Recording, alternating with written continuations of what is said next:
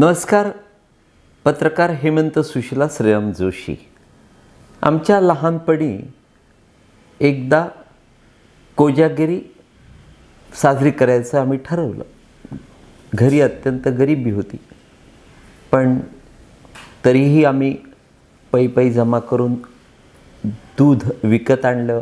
ते आठवलं. उत्तम बासुंदी झाली आणि चंद्राला ती बासुंदी दाखवून मस्त ताव मारायचा हे ठरवलं. आम्ही सगळे भावंड त्याच्या सभोवताली बसलो होतो. पण त्यानंतर का कोण जाणे कसं घडलं ते माहीत नाही. पण तेव्हा पहिल्यांदा मला कळलं की कॉक्रोच उडतं. एक कॉक्रोच उडत आला आणि ते त्या बासुंदीमध्ये पडलं. हे उत्तम झालेली बासुंदी शेवटी फेकून द्यावी लागली. मागे एकदा मी तुम्हाला उदाहरण दिलं होतं की माझा एक जवळचा मित्र, तो देखणा, त्याची नोकरी चांगली, त्याचं लग्न ठरलं.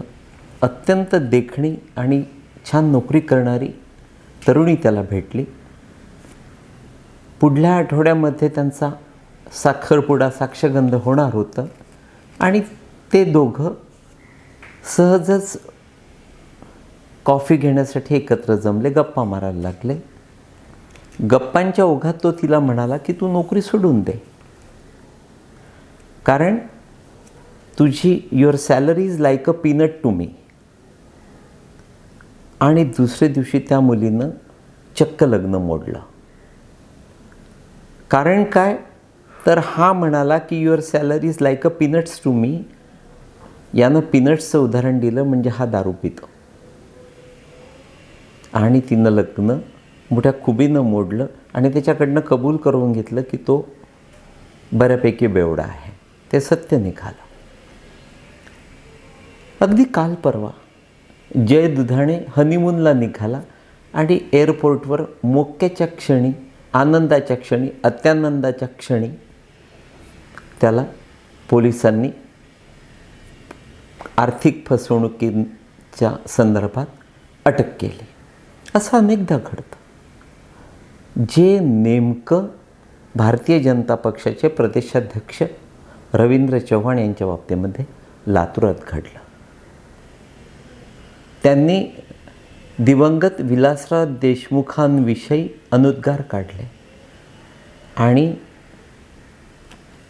छान घातलेली घडी क्षणार्धात विस्कटली. या आधीच्या व्हिडिओमध्ये मी तुम्हाला सांगितलं होतं की संपूर्ण महापालिका, राज्यातल्या 29च्या 29 महापालिका भारतीय जनता पक्ष आणि महायुतीच्या ताब्यात येणार आहे. थोडीशी शंका आधी चंद्रपूर आणि अमरावतीबद्दल होती. चंद्रपूरमध्ये वातावरण निवळलं आहे, छान झालं आहे.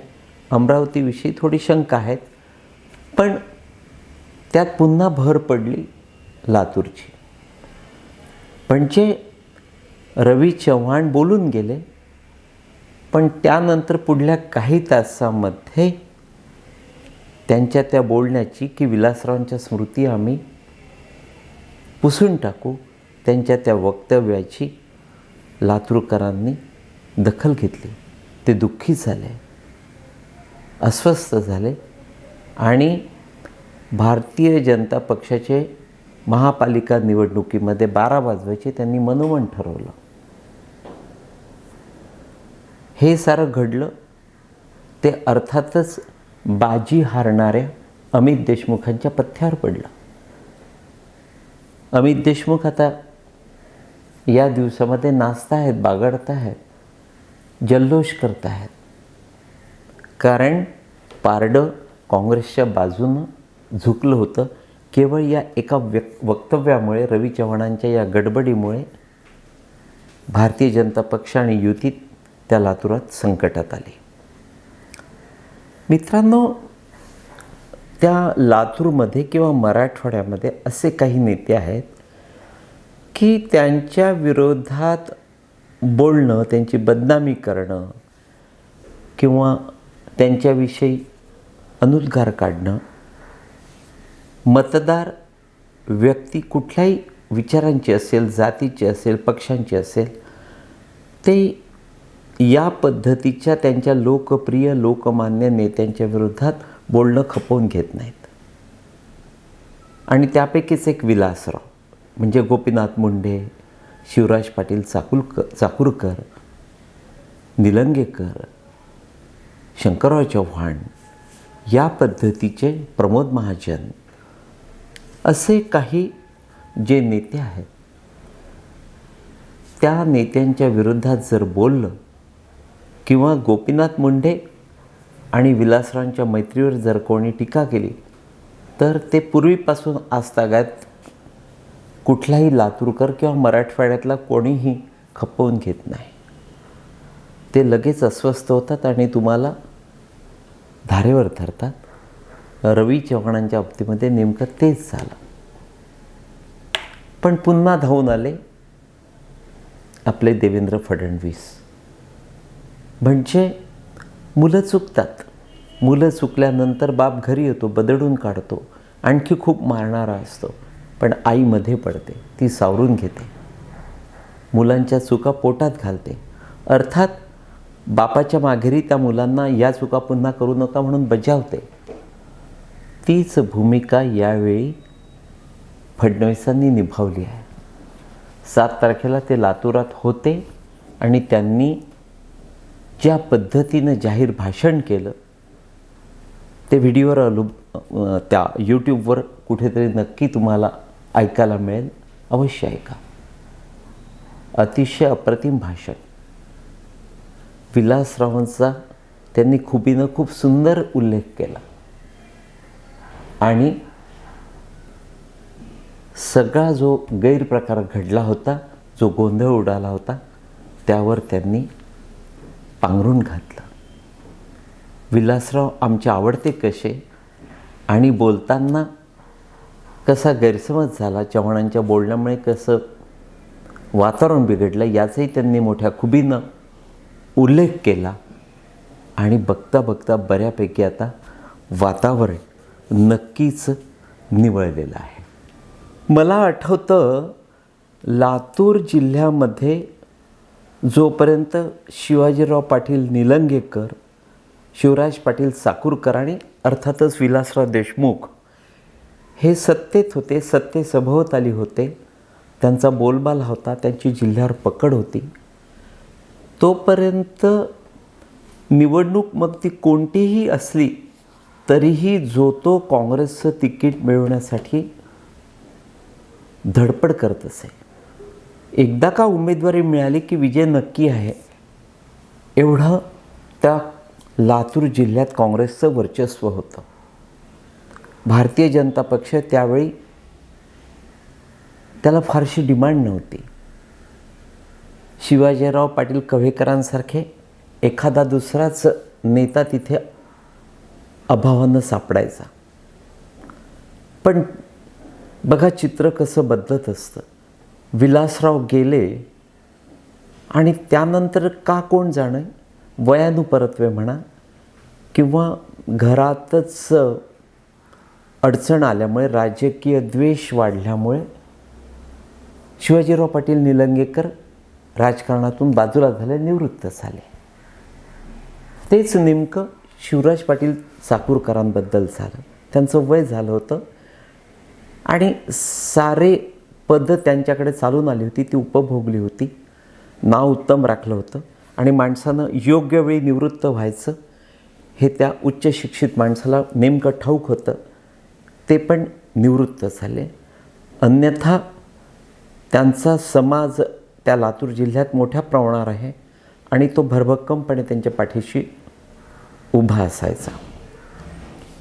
एकाच वेळी लागोपाठ हे तीनही दिग्गज नेते काँग्रेसमधनं बाजूला झाले आणि बघता बघता लातूर जिल्ह्याची काँग्रेसची सारी सूत्रं नेमकी अमित विलासराव देशमुखांच्या हातात आली.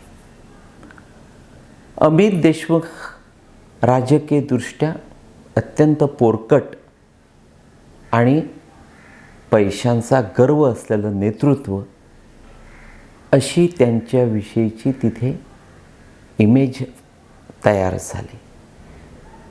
आणि त्यातूनच मग एक गळती त्या लातूर जिल्ह्यात काँग्रेसला लागली आणि ते सारे जवळपास त्या जिल्ह्यातले, विशेषतः लातूर शहरातले अनेक नामवंत दिग्गज पकड असलेले नेते भारतीय जनता पक्षाच्या गळाला लागले.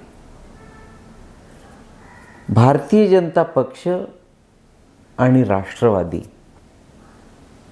थोडक्यात काय तर या दिवसामध्ये अजितदादांची राष्ट्रवादी, या दोघांनी लातूर जिल्ह्यावर पक्षीयदृष्ट्या छान कमांड मिळवली.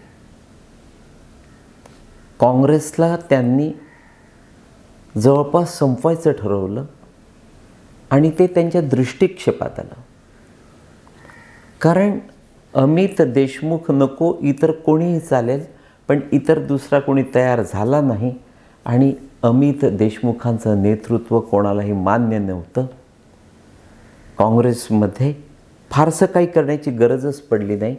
काँग्रेसनं स्वतःला संपवायला सुरुवात केली, स्वतःला संपवलं आणि त्यामुळे आता या जिल्ह्यामध्ये विशेषतः ज्या लातूर शहरामध्ये महानगरपालिकेची निवडणूक आहे, त्या लातूर शहरावर भारतीय जनता पक्षाची पकड आहे.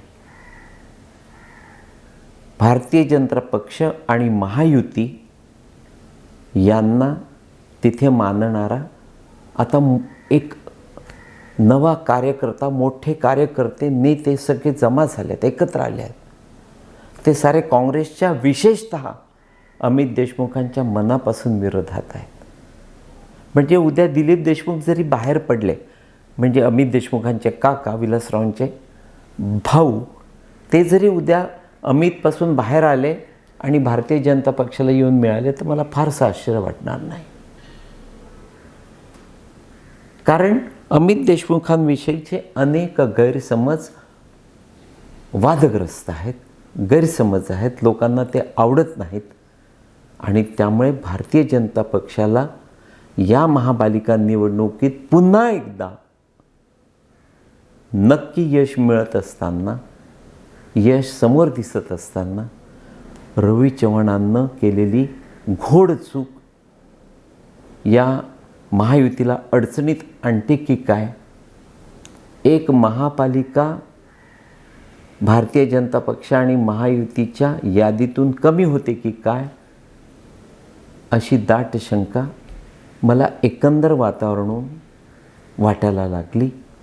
पण तेच ती आई धावून आली, ते फडणवीस धावून आले. त्यांनी रवी चव्हाण नावाच्या चुकलेल्या लेकराला सावरलं, त्याच्यावर पदर टाकला, त्याला आतमध्ये एकांतात दम पण दिला आणि तिकडे जाहीर सावरून घेतलं. नक्कीच पुन्हा एकदा वातावरण बिघडलं आहे. बघूया नेमकं काय घडतं ते. तूर्त एवढंच मित्रांनो, नमस्कार.